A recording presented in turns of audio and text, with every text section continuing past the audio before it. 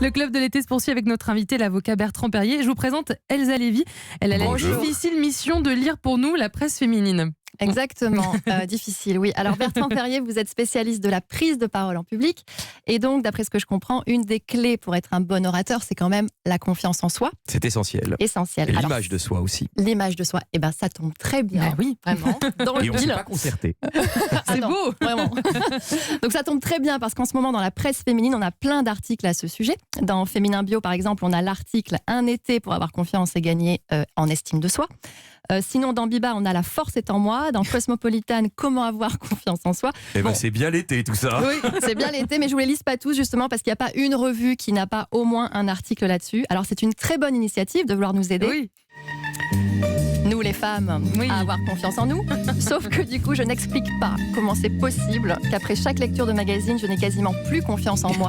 Et pire encore, Je me sens pas belle. Oui, c'est pas pour ça. je ne me sens pas belle. On croit que c'est tout notre problème. Qu'est-ce que vous nous conseillez alors, Elsa? Alors pour se sentir vraiment moche, je propose dans Madame Figaro l'article « Joue-la comme Ursula Andress ». Alors, sexe symbole des années 60. Exactement, années 60, mais la référence date un peu. Mais ça opère quand même sur les complexes, puisque c'est une bombe en maillot échancré qui pose cambré l'air hyper sexy, et on me dit de faire comme elle.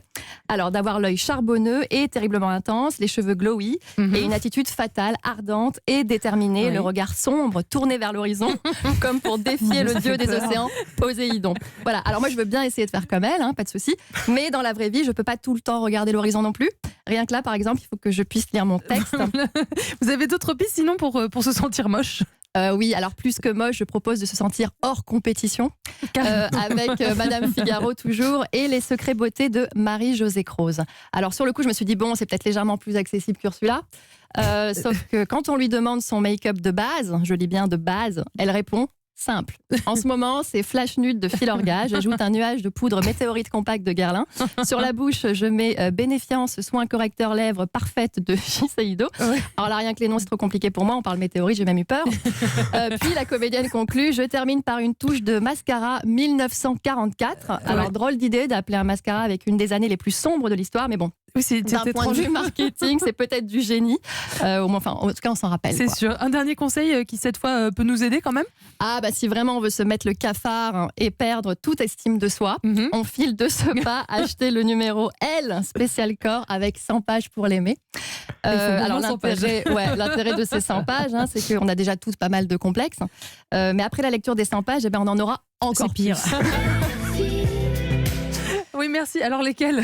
Alors, pour commencer, j'ai un complexe intellectuel. C'est-à-dire que je me dis que je dois être complètement demeurée parce que je ne comprends pas la moitié du vocabulaire. On me parle de beach body, de slow attitude, de posture power ou encore de pimper mon eau. Ah oui, carrément. Alors là, je me dis que ils sont vraiment trop branchés pour moi. Même 50 Cent à côté, c'est un petit joueur. Voilà, parce que pimper son eau, qu'est-ce que c'est? C'est simplement l'agrémenter avec autre chose. Par exemple, on peut faire le skinny sporty. Kezako, il s'agit d'ajouter un piment rouge dans 1 litre d'eau. Alors, je n'ai pas essayé, vu que ça ressemble vaguement à une technique très basique qui consiste à se déclencher une petite diarrhée et perdre quelques kilos par la force des choses. Sinon, pour la slow attitude, c'est rien de fou non plus. Ça consiste à vivre au ralenti et à ne rien manger ou pas grand-chose et faire du sport à jeun. Donc là, recomplexe, je me dis mince, je suis pas assez entraînée, moi je vais juste tomber dans les pommes. Enfin, pour ce qui concerne la posture power, c'est très simple.